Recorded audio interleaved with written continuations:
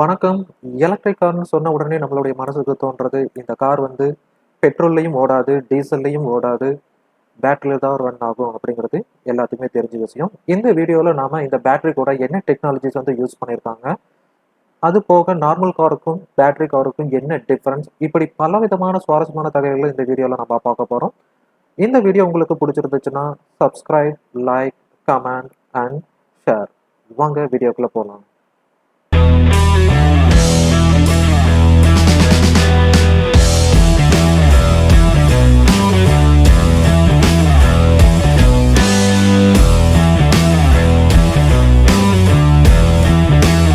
இந்த வீடியோல நம்ம பார்க்க போறது, நான் எடுத்திருக்கிறது வந்து டெஸ்லா எலக்ட்ரிக் கார். ஸோ இப்போ ரீசன்ட் ட்ரெண்ட்ல வந்து நிறைய எலக்ட்ரிக் கார் வந்து மார்க்கெட்ல வந்திருக்கு.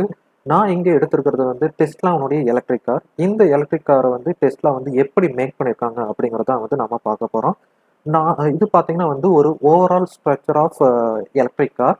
இப்படி தான் வந்து எலக்ட்ரிக் காரனுடைய ஸ்ட்ரக்சர் வந்து இருக்கும். பாட்டம் லேயர்ல வந்து நம்மளுக்கு பேட்டரி கனெக்ட் பண்ணியிருப்பாங்க. அண்ட் லெஃப்ட் சைட்லயோ இல்லை ரைட் சைட்லயோ வந்து அதனுடைய டிவைஸ் வந்து நம்மளுக்கு கனெக்ட் பண்ணியிருப்பாங்க. நார்மல் கார்ல பார்த்தீங்கன்னா வந்து நம்மளுக்கு இன்ஜின் தான் வந்து ஒன் ஆஃப் த மெயின் எலிமெண்ட்டா இருக்கும். அந்த என்ஜின்ல தான் வந்து நம்மளுக்கு எல்லா எனர்ஜியும் கிடைக்கும். ஒரு வீலை வந்து டிரைவ் பண்றதாகட்டும், அண்ட் மற்ற எனர்ஜி எல்லாம் கிடைக்கிறதாகட்டும், எல்லாமே வந்து என்ஜின் மூலியமா தான் நம்மளுக்கு கிடைக்கும். இந்த என்ஜினை டைரக்டா கொண்டு வந்து டிரைவ் வீல் கூட வந்து நம்மளால கனெக்ட் பண்ண முடியாது. அதுக்காக என்ன பண்ணுவாங்கன்னா, ஒரு டிரான்ஸ்மிஷனுங்கிற ஒரு எலிமெண்ட்டை கொண்டு வந்து என்ஜினுக்கும் அண்ட் டிரைவ் வீலுக்கும் இடையில வந்து கனெக்ட் பண்ணுவாங்க. இன்ஜின்ல கிடைக்கிற அந்த லீனியர் மோஷனை இந்த டிரான்ஸ்மிஷன் வந்து என்ன கிடைக்குன்னா வந்து ரொட்டேஷனல் மோஷன்லாம் வந்து கன்வெர்ட் பண்ணி டிரைவ் வீலுக்கு கொடுக்கும். ஸோ இப்படி தான் வந்து நார்மல் கார் வந்து ஒர்க் ஆகும். எலக்ட்ரிக் கார் வந்து எப்படி ஒர்க் ஆகும்னு கேட்டிங்கன்னா வந்து ஒரு மோட்டார் மூலயமா வந்து நம்மளுக்கு எலக்ட்ரிக் கார் வந்து ஒர்க் ஆகும். அந்த மோட்டாருக்கு உண்டான சப்ளை வந்து நம்மளுக்கு பேட்டரி மூலயமா நாம கொடுப்போம். ஸோ இதுதான் வந்து overall idea of normal car and electric car. இந்த எலக்ட்ரிக் கார்ல பார்த்தீங்கன்னா வந்து 3 மெயினான எலிமெண்ட்ஸ் இருக்கு. ஃபர்ஸ்ட் வந்து இன்வெர்டர், ரெண்டாவது வந்து கியர் வீல், தேர்ட் வந்து இண்டக்ஷன் மோட்டார். இந்த 3 எலிமெண்ட்டை யூஸ் பண்ணி தான் வந்து இந்த கார் வந்து இயங்குது. அண்ட் இதுக்குண்டான சப்ளை வந்து பேட்டரியிலேருந்து நம்மளுக்கு கிடைக்குது. ஸோ பேட்டரினா இதில் என்ன விதமான பேட்டரி யூஸ் பண்ணுறாங்கன்னா, லித்தியம் அயான் பேட்டரி தான் வந்து யூஸ் பண்ணுறாங்க. நார்மலாக நம்ம என்ன பேட்டரி வந்து வீட்டிலலாம் யூஸ் பண்ணுவோமோ அதே பேட்டரி தான் வந்து இந்த கார்லேயும் வந்து நம்மளுக்கு யூஸ் பண்ணுறாங்க. ஸோ இப்போ அதனுடைய ஒர்க்கிங் தான் நம்ம பார்க்க போகிறோம், எப்படி ஒர்க் ஆகுதுன்ட்டு. ஸோ அதுக்கு முன்னாடி இந்த இண்டக்ஷன் மோட்டாருங்கிறது வந்து டெஸ்லாவுடைய இண்டக்ஷன் மோட்டாரை வந்து யூஸ் பண்ணியிருக்காங்க. நிக்கோலஸ் டெஸ்லாங்கிறது தான் வந்து இந்த டெஸ்லாவுடைய இன்வென்ஷனை வந்து ஸ்டார்ட் பண்ணவர். நிக்கோலஸ் டெஸ்லாவை பற்றி சொல்லணும்னா, இவர் நிறையா வந்து கண்டுபிடிப்புகளை வந்து கண்டுபிடிச்சிருக்காரு. அதில் one of the main invention கேட்டிங்கன்னா வந்து பவர் டிரான்ஸ்ஃபர். ஸோ பவரை வந்து வித்தவுட் ஒயர் மூலிமா வந்து டிரான்ஸ்மிட் பண்ணுறது, அப்படிப்பட்ட இன்வென்ஷன் வந்து கண்டுபிடிச்சவர் வந்து நிக்கோலஸ் டெஸ்லா தான். ஸோ இவரு தான் வந்து இந்த கண்டுபிடிப்பையும் தொடங்கி வச்சவர். ஸோ அதனால தான் அதுக்கு பேர் வந்து டெஸ்லான்னு வந்திருக்கு. ஸோ இந்த கார்னுடைய கம்பெனி பேர் வந்து டெஸ்லா தான். ஸோ டெஸ்லாவோட எலக்ட்ரிக் கார் தான் நம்ம பார்த்துருக்கோம். ஸோ இதில் யூஸ் பண்ணியிருக்க இண்டக்ஷன் மோட்டார்னுடைய டைப் வந்து நம்ம பார்க்க போகிறோம். நார்மலாக வந்து நம்மளுக்கு இண்டக்ஷன் மோட்டார்னா என்னன்னு தெரியும். ஸோ இண்டக்ஷன் மோட்டார் பார்க்கறதுக்கு முன்னாடி மோட்டார்னா வந்து நம்மளுக்கு electrical energy is converted into mechanical energy நம்மளுக்கு தெரியும். இது டெக்னிக்கலாக படிச்சவங்களுக்கு எல்லாத்துக்கும் தெரிஞ்சிருக்கும். அண்ட் இண்டக்ஷன் மோட்டார்ங்கிறது வந்து ஒரு அசின்க்ரோனஸ் மோட்டார்னு நாம சொல்லுவோம். இண்டக்ஷன் மோட்டார்ல வந்து 2 பார்ட்ஸ் இருக்கு. ஒன்று வந்து ஸ்டேட்டார் அண்ட் ரோட்டார். ஸ்டேட்டார்ங்கிறது வந்து ஸ்டேஷனரி பார்ட்டாகவும், ரோட்டார்ங்கிறது வந்து ரொட்டேஷன் பார்ட்டாகவும் வந்து ஆக்ட் ஆகும்.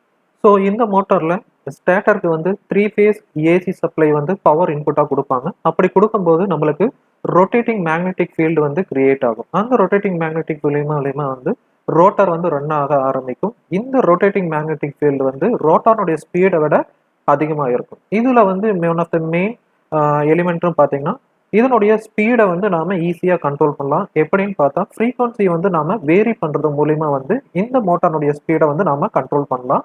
இந்த மோட்டாருடைய ஸ்பீட் ரேஞ்சு 0 to 18,000 ஆர்பிஎம் வரைக்கும் இருக்கும். இதே பார்த்தீங்கன்னா நார்மலான இன்ஜின்ல பார்த்தீங்கன்னா அதனுடைய ஸ்பீட் லிமிட்டும் அண்ட் டார்க்னுடைய லெவலும் பார்த்தீங்கன்னா வந்து லிமிட்டெட் ரேஞ்சாக இருக்கும். எக்ஸாம்பிளுக்கு 1000 to 6000 ஆர்பிஎம் ரேஞ்சில் வந்து இருக்கும். ஸோ இது one of the main disadvantage நார்மலான யூஸ் பண்ணுற இன்ஜினில். அதனால தான் வந்து அதனுடைய இன்ஜின் கம்பஷன் சேம்பரை வந்து டைரெக்டாக வந்து நம்ம டிரைவ் வீல் கூட கனெக்ட் பண்ண முடியாது. அப்படி டிரைவ் வீல் கூட வந்து நம்ம டைரெக்டாக கனெக்ட் பண்ணணும் அப்படின்னா நம்மளுக்கு டிரான்ஸ்மிஷன் டிவைஸ் வந்து தேவைப்படும். ஸோ இந்த டிரான்ஸ்மிஷன் டிவைஸ் தான் என்ன பண்ணணும்னு கேட்டிங்கன்னா, லீனியர் மோஷனை வந்து நம்மளுக்கு ரொட்டேஷனல் மோஷனலாக கன்வெர்ட் பண்ணி நம்மளுக்கு இங்கே கொடுக்கும். ஸோ இது பார்த்தீங்கன்னா வந்து நார்மலான இண்டக்ஷன் மோட்டாரில் பார்த்தீங்கன்னா இந்த மாதிரியான எக்ஸ்ட்ரா எலிமெண்ட்ஸ் எதுவும் நம்மளுக்கு தேவைப்படாது. ஏன்னு கேட்டிங்கன்னா அதனுடைய ஸ்பீட் லிமிட் வந்து நம்மளுடைய ஸ்பீட் ரேஞ்ச் வந்து 0 to 18,000 ஆர்பிஎம். ஸோ அதுதான் வந்து இந்த இண்டக்ஷன் மோட்டாரினுடைய மெயின் அட்வான்டேஜ். இது நார்மல் இன்ஜினுடைய ஒர்க்கிங் மாடல். இதுல தான் நம்மளுக்கு லீனியர் மோஷன் வந்து ரொட்டேஷனல் மோஷன்லாம் நம்மளுக்கு கன்வெர்ட் ஆகும். இப்படி நார்மல் இன்ஜின்ல கன்வெர்ட் ஆகும்போது மெக்கானிக்கல் பேலன்ஸுங்கிற ஒரு மேஜர் ப்ராப்ளம் வந்து அக்கர் ஆகும். அட் த சேம் டைம் நம்மளுக்கு பவர் அவுட்புட்டும் வந்து யூனிஃபார்மா நம்மளுக்கு கிடைக்காது. இதே பார்த்தீங்கன்னா நம்மளுடைய இண்டக்ஷன் மோட்டார்ல இந்த மாதிரியான ப்ராப்ளம் எதுவும் நம்மளுக்கு கிடைக்காது.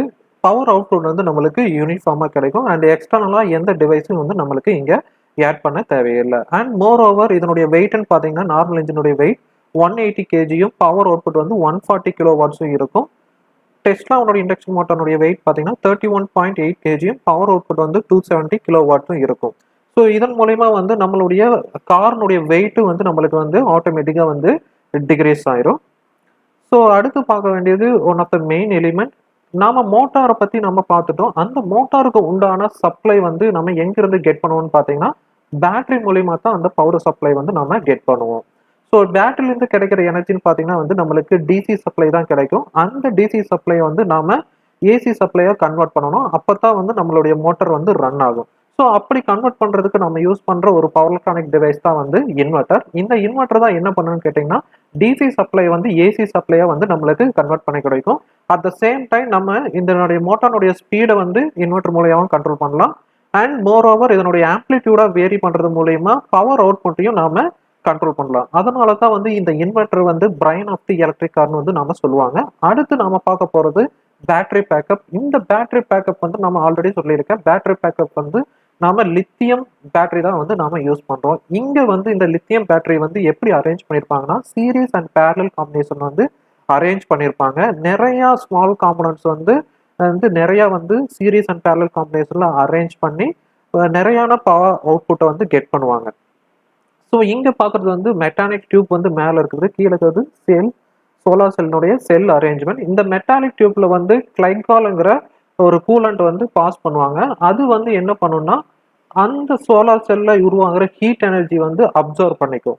ஸோ இப்படி அப்சர்வ் பண்ணுறது மூலியமா என்ன ஆகுன்னு கேட்டிங்கன்னா வந்து டெம்பரேச்சரை வந்து நாம வந்து கரெக்டாக டிஸ்ட்ரிபியூட் பண்ணலாம், ஈவனாக வச்சிருக்கலாம். அட் த சேம் டைம் வந்து நம்மளுடைய பேட்டரி பேக்கப் வந்து அதிகரிக்கும். ஸோ இதுக்காகத்தான் வந்து இந்த பேட்டர்ன் வந்து மேக் பண்ணியிருக்காங்க. இது ஒரு டெஸ்லாவுடைய மேக். இதனுடைய டோட்டலா பேனல்ல பாத்தீங்கன்னா வந்து 16 மாடல்ஸ் வச்சிருக்காங்க. அந்த 16 மாடலையும் பாத்தீங்கன்னா 7000 செல்ஸ் வந்து ஃபெச் பண்ணியிருக்காங்க. இது வந்து பேட்டரியில உருவாகிற ஹீட்டை வந்து அவுட்லெட் பண்றதுக்கு உண்டான ப்ராசஸ் தான். ஸோ நம்ம ரேடியேட்டர்ல நம்ம எப்படி வந்து கார்ல ரேடியேட்டர் வந்து யூஸ் ஆகுமோ சேம் பேட்டர்ன். அதில் உருவாகிற ஹீட் எனர்ஜி வந்து நம்மளுக்கு வந்து அவுட்லெட் ஆகும். அண்ட் கூலண்டான ஏர் வந்து அந்த கிரீன் கலர்ல வந்து இன்லெட் ஆகும், நம்மளுக்கு உள்ளுக்குள்ள பாஸ் ஆகும். அண்ட் மோர் ஓவர் இந்த பேட்டினுடைய ஃபிட்டிங் பார்த்தீங்கன்னா வந்து கிரவுண்ட் லெவலுக்கு வந்து ரொம்ப க்ளோஸாக இருக்கும். இது எதுக்காக இப்படி மேக் பண்ணியிருக்காங்கன்னா அதனுடைய அப்படியே ஸ்டெபிலிட்டியை வந்து மேக் பண்ணிருக்கும் அண்ட் ஸ்ட்ரக்சரல் சப்போர்ட்டுக்காக தான் வந்து அதை வந்து மேக் பண்ணியிருப்பாங்க. அடுத்து பார்க்க போகிறது வந்து ட்ரை ட்ரைன். இது நாம் ஆல்ரெடி சொல்லியிருக்கேன். இப்போ வந்து இன்வெர்டர் அண்ட் மோட்டார் இருக்குது. அந்த மோட்டார்லேருந்து கிடைக்கிற எனர்ஜி வந்து எப்படி டிரைவ் வீலுக்கு போகுது அப்படின்னு பார்த்தா நம்மளுடைய கியர் வீல் சப்போர்ட் மூலிமா. ஸோ இந்த கியர் வீல் சப்போர்ட் மூலிமா தான் நம்மளுக்கு மோட்டரில் கிடைக்கிற எனர்ஜி வந்து நம்மளுக்கு வீலுக்கு வந்து போகுது. ஸோ அங்கே பார்த்தீங்கன்னா வந்து நம்மளுக்கு சிங்கிள் ஸ்பீட் டிரான்ஸ்மிஷன் சொல்லுவோம். ஸோ இந்த மோட்டார் அவுட்புட்டுங்கிறது நம்மளுடைய மோட்டார்லேருந்து கிடைக்கிற அவுட்புட் அண்ட் அந்த எனர்ஜியை வந்து டிரான்ஸ்மிட் பண்ணி கியர் வீலுக்கு வந்து நம்ம கொடுக்குறோம். ஸோ இதுக்கு பார்த்தீங்கன்னா பேர் வந்து சிங்கிள் ஸ்பீட் டிரான்ஸ்மிஷன் நம்ம சொல்லுவோம். இதே வந்து நம்மளுக்கு ரிவர்ஸ் கியரில் வந்து நம்ம ஒர்க் பண்ணணும் அப்படின்னு பார்த்தீங்கன்னா நம்மளுடைய மோட்டார்னுடைய சப்ளை வந்து நம்ம சேஞ்ச் பண்ணி கொடுக்கறது மூலயமா ரிவர்ஸ் கியர்னுடைய டைரக்ஷன் வந்து நம்மளால அப்டைன் பண்ண முடியும். ஸோ அடுத்து நம்ம பார்க்க போகிறது வந்து கியர் பாக்ஸில் இருக்கிற one of the main element open டிஃபரன்ஷியல்னு சொல்லுவோம். இந்த ஓப்பன் டிஃபரன்ஷியல்ங்கிறது வந்து நார்மலான ஐசி என்ஜின்ல வந்து நம்மளுக்கு யூஸ் பண்ணியிருப்பாங்க. இதன் மூலயமா வந்து நம்மளுக்கு ட்ராக்ஷன் கண்ட்ரோல் ப்ராப்ளம் வந்து ஏற்படும். இந்த ட்ராக்ஷன் கண்ட்ரோல் ப்ராப்ளம் வந்து தவிர்க்கணும் அப்படின்னு பார்த்தீங்கன்னா வந்து 2 மெத்தட்ஸ் இருக்கு. அதில் பார்த்தீங்கன்னா ஒன்று வந்து செலக்டிவ் பிரேக்கிங் அண்டு அனதர் ஒன்று வந்து கட்டிங் த பவர் சப்ளை. இதில் நார்மல் இன்ஜின் யூஸ் பண்ணும்போது நம்மளுக்கு அந்த ஃபியூயல் கட்டினுடைய ரெஸ்பான்ஸ் வந்து ரொம்ப லோவாக இருக்கும். அதே வந்து நம்மளுடைய மோட்டார் யூஸ் பண்ணும்போது அதனுடைய ரெஸ்பான்ஸ் வந்து ரொம்ப அதிகமாக இருக்கும். இது பார்த்தீங்கன்னா அடுத்து பார்க்குறது ரீஜெனரேட்டிவ் பிரேக்கிங். நம்மளுக்கு ஆல்ரெடி தெரியும் நார்மலான கார்ல வந்து நம்மளுக்கு 3 பெடல்ஸ் இருக்கும். ஆக்சிலரேட்டர், பிரேக், கிளட்ச்னு நாம சொல்லுவோம். இந்த எலக்ட்ரிக் கார்ல 2 பெடல் தான் இருக்கும். Accelerator and break. இது பார்த்தீங்கன்னா ஒன் பெடல் டிரைவிங் கூட சொல்லலாம். இந்த ஒன் பெடல் டிரைவிங் வந்து எப்படி ஒர்க் ஆகுதுன்னு கேட்டிங்கன்னா, நம்ம நார்மலான ஒரு ஸ்பீட்ல போயிட்டு இருக்கும்போது அந்த ஸ்பீடை வந்து ஜஸ்ட் ரெடியூஸ் பண்ணோம்னா நம்ம ஆக்சிலரேட்டர்ல இருந்து கால் எடுத்தாவே போதும். ஆட்டோமேட்டிக்கா வந்து அந்த ஸ்பீட் வந்து ரெடியூஸ் ஆகும். நாம பிரேக் அப்ளை பண்ண தேவையில்லை. ஸோ அப்படி ஒர்க் ஆகும்போது நடக்கிறதா வந்து இந்த ரீஜெனரேட்டிவ் பிரேக்கிங். இந்த ரீஜெனரேட்டிவ் பிரேக்கிங் போது நம்மளுடைய நார்மலான இண்டக்ஷன் மோட்டார் வந்து ஜென்ரேட்டரா வந்து ஆக்ட் ஆகும். இண்டக்ஷன் ஜென்ரேட்டரா வந்து ஆக்ட் ஆகும். ஸோ அது எப்படி ஆகுதுன்னு பார்த்தீங்கன்னா, நம்மளுடைய இன்வெர்டர் மூலியமா தான் வந்து அந்த ப்ராசஸ் வந்து நம்மளுக்கு நடக்குது. நம்மளுக்கு ஆல்ரெடி தெரியும் நம்மளுடைய இண்டக்ஷன் மோட்டாரினுடைய ஸ்பீடு வந்து ரொட்டேட்டிங் மேக்னெட்டிக் ஃபீல்டு வந்து is greater than rotor speed.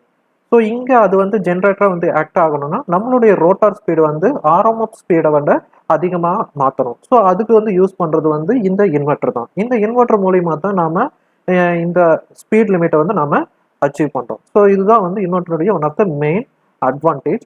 And another பார்த்தீங்கன்னா வந்து இந்த ஆசிலேட்டர் பெடல் வந்து நான் ஆல்ரெடி சொல்லிட்டேன். ஆசிலேட்டர் பெடலை வந்து நம்ம ரிமூவ் பண்ணுறது மூலியமாவே ஆட்டோமேட்டிக்காக ரீஜெனரேட்டிவ் பிரேக்கிங் ஆக்ட் ஆகி நம்மளுக்கு ஸ்லோ ஆயிரும். பட் நம்மளுக்கு கம்ப்ளீட் ஸ்டாப் வந்து பண்ணணும் அப்படின்னா பிரேக் வந்து நம்ம அப்ளை பண்ணால் நம்மளுக்கு கம்ப்ளீட் ஸ்டாப் வந்து பண்ணிக்கலாம். ஸோ இதுதான் வந்து ஓவரால் நம்மளுடைய எலக்ட்ரிக் காருடைய work. And one of the main advantage என்னன்னு பார்த்தீங்கன்னா வந்து இதனுடைய பேனட்ல பார்த்தீங்கன்னா நம்மளுக்கு இன்ஜின் எதுவுமே இருக்காது. சில கார்ல பார்த்தீங்கன்னா இன்ஜினை வந்து முன்னாடி, அதாவது மோட்டார் கொண்டு வந்து முன்னாடி வச்சிருப்பாங்க. ஒரு சில கார்ல வந்து பின்னாடி வந்து ஃபிக்ஸ் பண்ணியிருப்பாங்க. பட் மோர் ஓவர் எல்லா கார்லையுமே பார்த்தீங்கன்னா வந்து முன்னாடி வந்து ஃப்ரீயாக விட்டுருக்காங்க. ஸோ அப்போ வந்து நம்மளுக்கு ஹியூஜ் ஸ்பேஸ் கிடைக்கும். இது one of the main advantage. அதே சமயத்தில் வந்து நம்மளுடைய வெயிட் வந்து நம்மளுக்கு ரொம்ப ரெடியூஸ் ஆகும். ஸோ அடுத்து நம்ம பார்க்க போகிறது இதனுடைய மெயின் அட்வான்டேஜஸ் என்ன அண்ட் டிஸ்அட்வான்டேஜஸ் என்ன அப்படிங்கிறத நம்ம பார்க்க போகிறோம். அட்வான்டேஜஸ்னு பார்த்தீங்கன்னா நம்மளுக்கு இதனுடைய எலக்ட்ரிக் வெஹிக்கிளுடைய பர்ஃபார்மன்ஸ் வந்து ரொம்ப அதிகமாக இருக்கும். அதனுடைய ரெஸ்பான்ஸும் வந்து ரொம்ப அதிகமாக இருக்கும். சவுண்டுங்கிறது வந்து எதுவுமே கிடையாது. பொல்யூஷனும் இதனால எதுவுமே பெருசாக கிடையாது. அண்ட் மெயின்டெனன்ஸ் வந்து ரொம்ப ஈஸி அண்ட் சேஃபும் கூட. ஸோ டிஸ்அட்வான்டேஜ்னு பார்த்தா வந்து மெயின் டிஸ்அட்வான்டேஜ் நம்மளுடைய டைம், அதாவது சார்ஜ் பண்ணுற டைம் தான் வந்து ரொம்ப disadvantage. And one of the main factor என்னன்னு கேட்டிங்கன்னா வந்து ஹை காஸ்ட். ஸோ காஸ்ட் வைஸும் பார்த்தா வந்து இந்த எலக்ட்ரிக் கார் வந்து ரொம்ப அதிகம். ஸோ இதுதான் வந்து நம்மளுடைய ஓவரால் எலக்ட்ரிக் காரினுடைய ஒர்க்கிங் ப்ராக்ரஸ். இந்த வீடியோ உங்களுக்கு பிடிச்சிருந்துச்சுன்னா மறக்காம சப்ஸ்கிரைப் பண்ணுங்க, like, comment, share. Thank you for வாட்சிங்.